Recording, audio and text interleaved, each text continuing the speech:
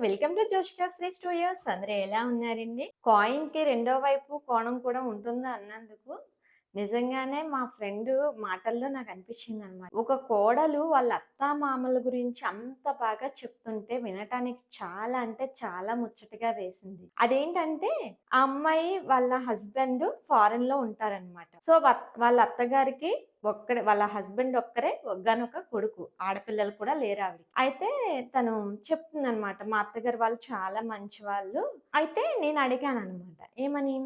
మరి మీ అత్తగారికి మీ హస్బెండ్ ఒక్కగానొక కొడుకు కదా! ఆడపిల్లలు కూడా లేరు కదా! మీరంత దూరంలో ఉన్నారు అంటే, తను బాధపడలేదా మిమ్మల్ని అంత దూరం పంపించటానికి అని అడిగాను. అంటే తను నవ్వి, మా అత్తగారు మమ్మల్ని పంపించడానికి ఏమి బాధపడలేదు.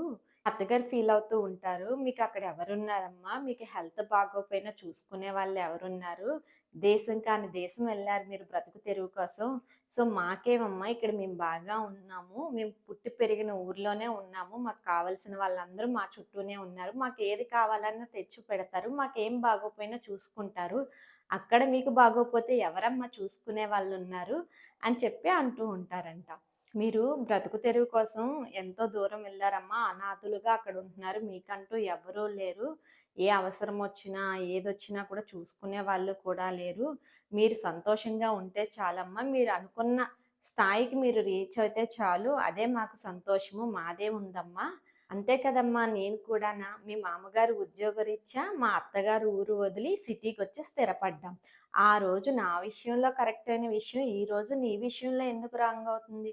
నా బ్రతుకు తెరువు కోసం నేను నా పిల్లల గురించి ఆలోచించి ఆ పల్లెటూరుని వదిలి సిటీకొచ్చి స్థిరపడ్డాను. ఈరోజు మీ బ్రతుకు తెరువు కోసం మీరు ఈ దేశాన్ని వదిలి వేరే దేశానికి వెళ్లి అక్కడ స్థిరపడ్డారు. ఆ రోజు నా విషయంలో కరెక్ట్ అనేది, ఈరోజు నీ విషయంలోనే కూడా కరెక్టే కదమ్మా! అని చెప్తారంట వాళ్ళ అత్తగారు. అమ్మ ఏం చెప్పిందంటే, మా హస్బెండ్‌తో అన్నా మాట్లాడడం మానేస్తారు కానీ, నాతో ఏ రోజు వాళ్ళు మాట్లాడడం మానేయరు. ఒకవేళ నేను పనిలో ఉండో, దేంట్లో ఉన్నా బిజీగా ఉంటే వాళ్ళే కాల్ చేసి ప్రతిరోజు నాతో మాట్లాడతారు. నేను ఏమన్నా అంటే, "నువ్వు బాగుంటే చాలమ్మా, మా అబ్బాయి బాగున్నట్టే" అంటారు. ఇంకా వాళ్ళ అబ్బాయికి చెప్తారు, "కోడల్ని బాగా చూసుకోరా, నిన్ను నమ్ముకొని వచ్చింది. సో, ఆ ఆశలను అడియాశలు చేయకు. తనని బాగా చూసుకో. తనకి ప్రతి పనిలోనూ సహాయంగా ఉండు. వాళ్ళ అమ్మ, నాన్నకి కూడా తను చాలా దూరంగా ఉంది. కాబట్టి వాళ్ళు గుర్తు రానంత ప్రేమగా చూసుకోవాల్సిన బాధ్యత నీదే" అని ఒక తల్లి ఒక కొడుక్కి చెప్తుందంట. అసలు వినటానికే నాకు చాలా అంటే చాలా ఆశ్చర్యంగా ఉంది. నిజంగానే ఆ తల్లి ఎంత బాగా పెంచిందండి ఆ పిల్లల్ని.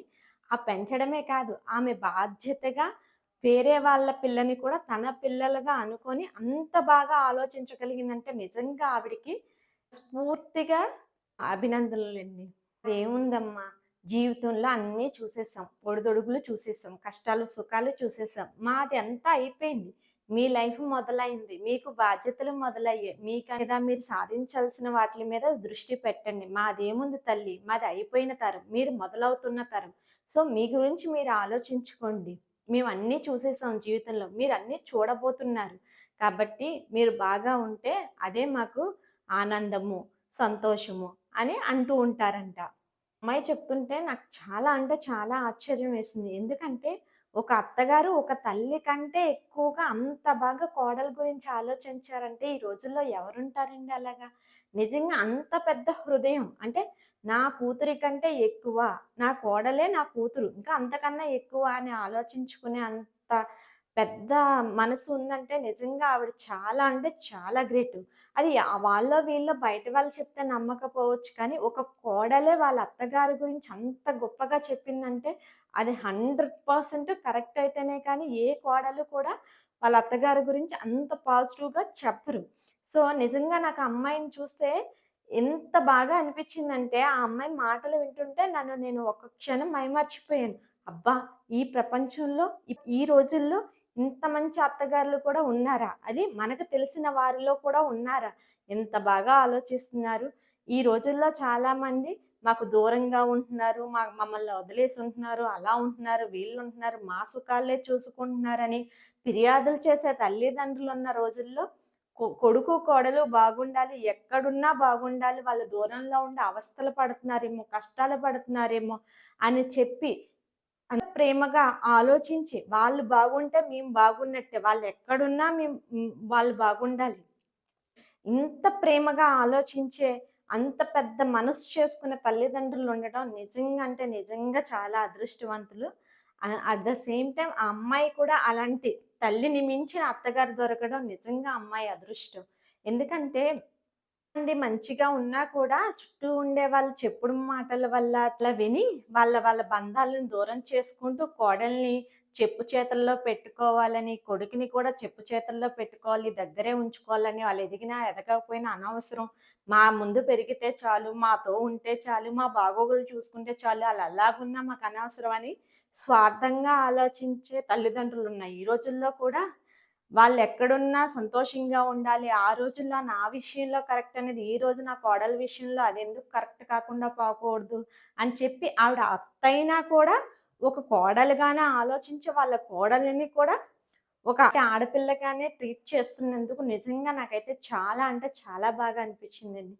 సో, ఎప్పుడు కూడా అర్థం చేసుకునే అత్తామామలు, అర్థం చేసుకునే కొడుకు, కోడళ్ళు ఉన్న కుటుంబంలో నిజంగా కలతలు రావు. కానీ ఒకరు అర్థం చేసుకొని, ఇంకొకరు అర్థం చేసుకోలేదనుకోండి, నిజంగా కలతలొస్తాయి.